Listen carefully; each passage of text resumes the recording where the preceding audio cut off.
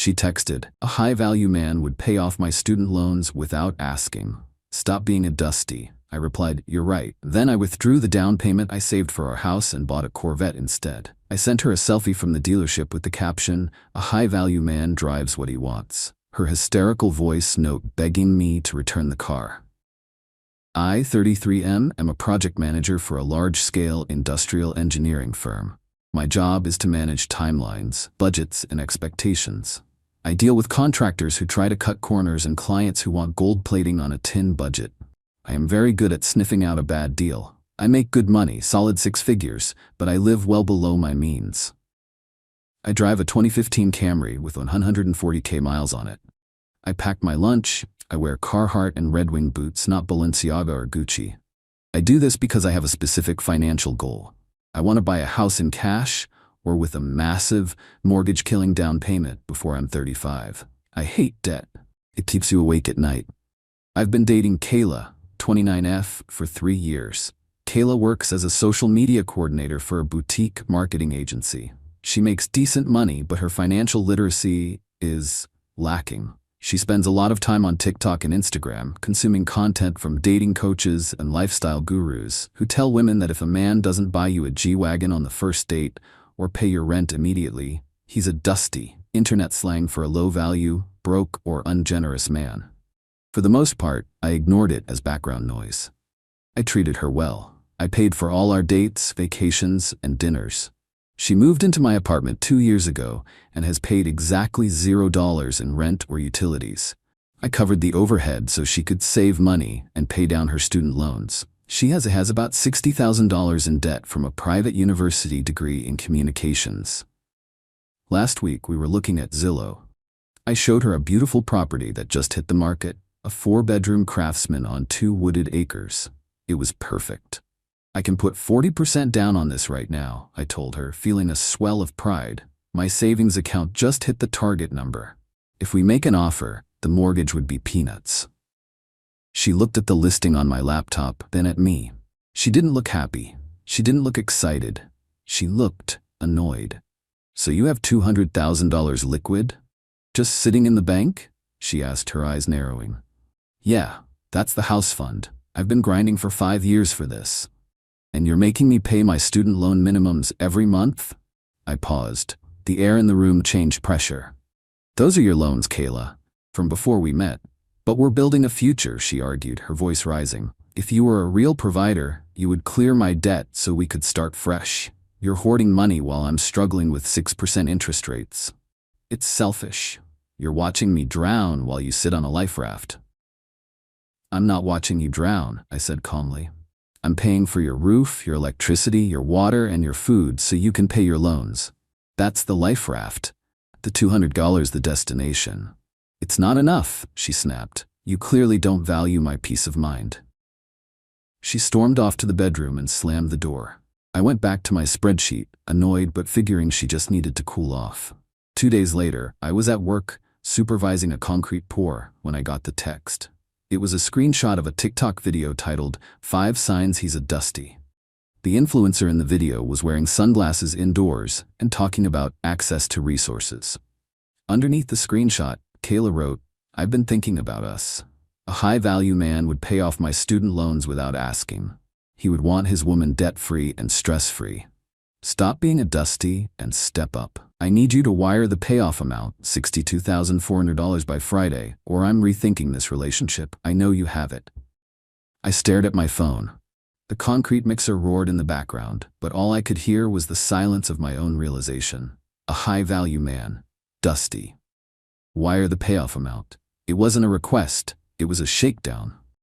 She looked at the money I saved by driving a beat-up Camry and eating leftovers, and she felt entitled to it. She didn't see a house for us, she saw a piggy bank to smash. She was using a breakup threat to extort me. Something in me snapped. It wasn't a hot, fiery snap. It was a cold, metallic snap, like a bolt shearing off. She wanted a high-value man? Okay, I'll show her what a high-value man does with his resources. I typed back, "You're right." She replied instantly, "I knew you'd understand. Thank you, baby. I'll send the account info." I didn't reply to that. I walked over to my foreman. "I'm leaving early. You have the con." "Everything okay, boss?" Yeah, I have to go make a purchase. I drove to the Chevrolet dealership. I had been eyeing the new C8 Corvette Z06 for 2 years. I had the specs memorized. I built it on the website when I was bored. I knew exactly what I wanted, but I always told myself, no, the house comes first. Delayed gratification. Well, gratification was no longer delayed. I walked onto the showroom floor. A salesman approached me. He looked at my dusty work boots and my safety vest and gave me the "Can I help you find the used lot?" Look, I want the torch red Z06 on the ramp, I said, pointing. The 3LZ package. That's a serious car, sir. We have a markup on that unit due to demand. I don't care about the markup, I said. I'm paying cash, today, right now. His demeanor changed instantly. Right this way, sir. Can I get you an espresso? The paperwork took about 90 minutes. I called my bank. I authorized a wire transfer for $148,000. Taxes, title, markup, everything. I watched the balance of the house fund drop significantly. Did it hurt? A little. Did it feel good? Oh my God, yes. I drove off the lot an hour later. The engine roared like a lion that just ate a dating coach. The acceleration pinned me to the seat. The digital dash glowed. It was magnificent. I pulled over at a scenic overlook near the river. The sun was setting, hitting the torch red paint just right. I got out. I leaned against the hood. I took a selfie. I made sure the Corvette logo and the aggressive front grille were clearly visible. I sent it to Kayla. Caption, "You were right. A high-value man doesn't hoard money. He drives what he wants. Meet the new love of my life, Dusty no more." Then I muted my phone, put the car in sport mode, and went for a drive. Update 1. I drove for 3 hours. I hit the highway, then the back roads. I learned how the paddle shifters felt. I learned that this car turns heads. When I finally pulled into the driveway of my apartment complex, where Kayla lives rent-free, I checked my phone. 18 missed calls, 42 texts, and 1 voice note. 4 minutes and 12 seconds long. I sat in the Corvette, idling in the dark garage, and connected my phone to the premium Bose sound system. I hit play. It started with screaming, high-pitched, sheer panic. Are you insane? Please tell me this is a prank. You spent the house money. You spent my loan money. Then crying, heavy, hyperventilating sobs. Mike, please take it back. You can return cars within 3 days. There's a cooling off period. I looked it up. Take it back right now. We need that money. How could you be so selfish? Then rage. Pure, unadulterated venom. You did this to spite me. You're a child. A high-value man invests in his partner. He doesn't buy midlife crisis toys. I hate you. Come home right now and fix this. You are ruining my life. I turned off the car. The silence in the garage was heavy. I walked inside. Kayla was waiting in the living room. She had clearly been pacing. Her face was blotchy. Where is it? She demanded, rushing at me. Did you return it? It's in the garage, I said, tossing the heavy tea fob onto the kitchen counter. It made a satisfying thunk. And no, I didn't return it. It's mine. The wire cleared? It's done. You spent how much? About $150,000 out the door, I said casually, opening the fridge to grab a water. Market adjustment was steep, but for a Z06, worth it. You spent the down payment, she whispered, sinking onto the couch as if her legs gave out. We were going to buy that house, the one on the hill. No, I said, leaning against the counter. I was going to buy that house, with my money, and you were going to live in it. But then you told me I was a Dusty for saving it. You told me a high-value man spends money. You told me I needed to step up, so I did. I stepped up into a supercar. I was trying to motivate you, she wailed. It was just a TikTok trend. I wanted you to prove you prioritized me. I didn't mean go buy a Chevy. You gave me an ultimatum, Kayla. Wire the money or you rethink the relationship. I accepted the terms. I am not paying your loans. So, per your text, you are now rethinking the relationship? Let me help you with that thought process. It's over. She looked up, stunned. What? You're breaking up with me because I wanted to be debt-free? I'm breaking up with you because you tried to manipulate me into paying a $60,000 bill I didn't incur by insulting my manhood and threatening to leave. That's not a partnership. That's a shakedown. I don't negotiate with terrorists, and I don't date gold diggers who call me names. Where am I supposed to go? You have a job. You have a paycheck. You can go find an apartment. You have 30 days. I'll sleep in the guest room until then. Update 2. The next week was a masterclass in attempted manipulation.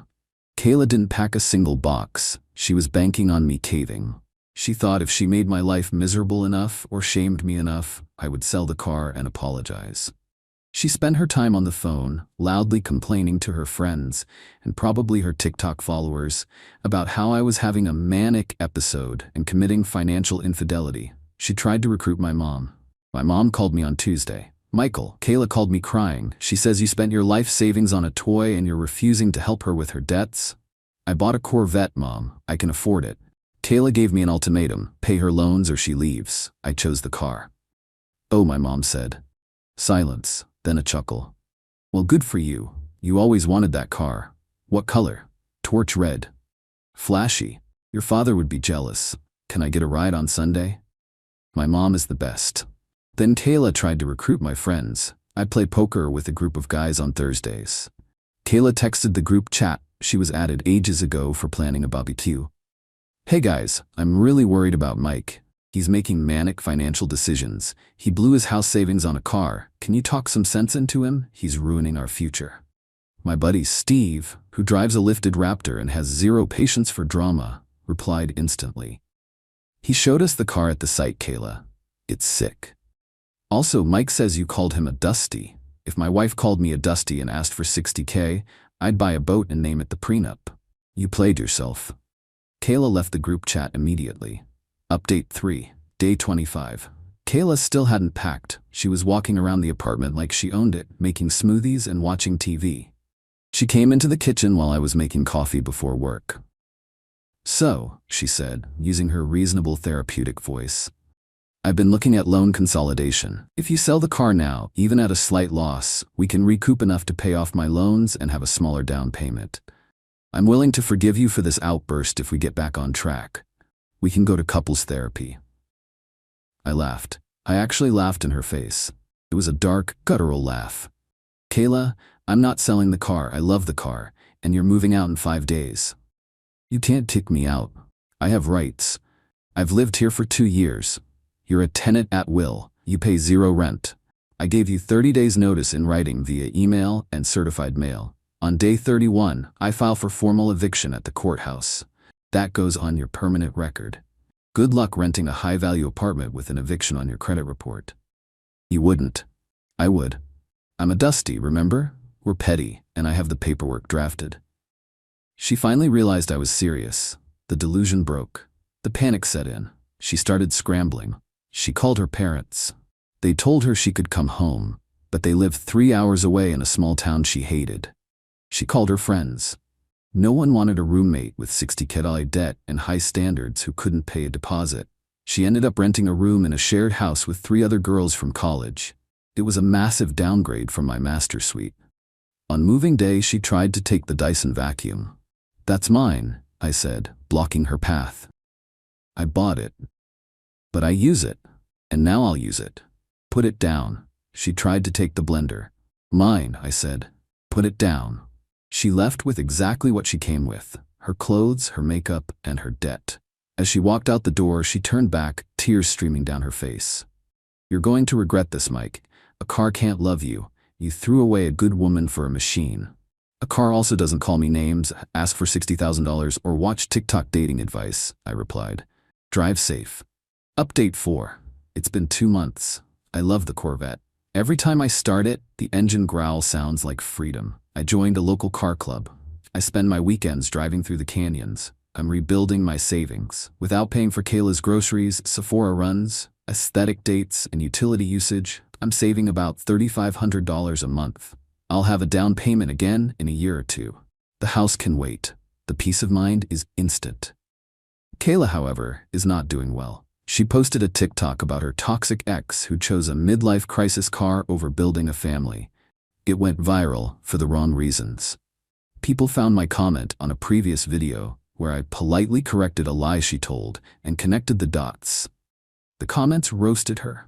Girl, you asked for $60K and got mad he bought a Zito 6? That car holds value better than your degree.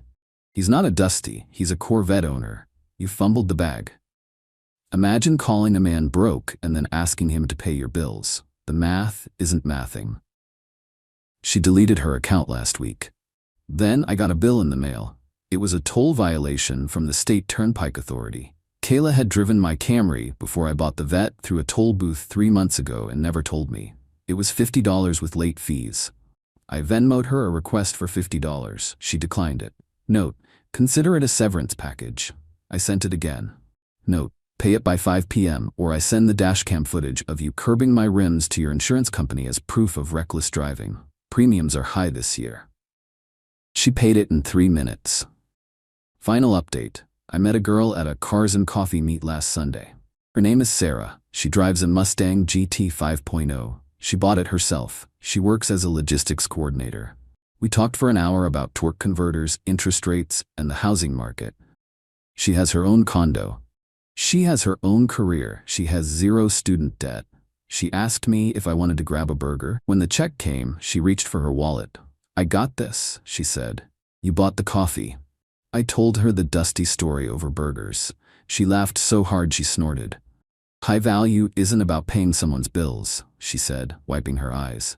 "It's about value alignment. She valued your wallet. You valued your sanity. You made the right trade." I think I'm gonna like Sarah. As for the Corvette, I named her Dusty. Every time I shift gears, I remember that I dodged a bullet.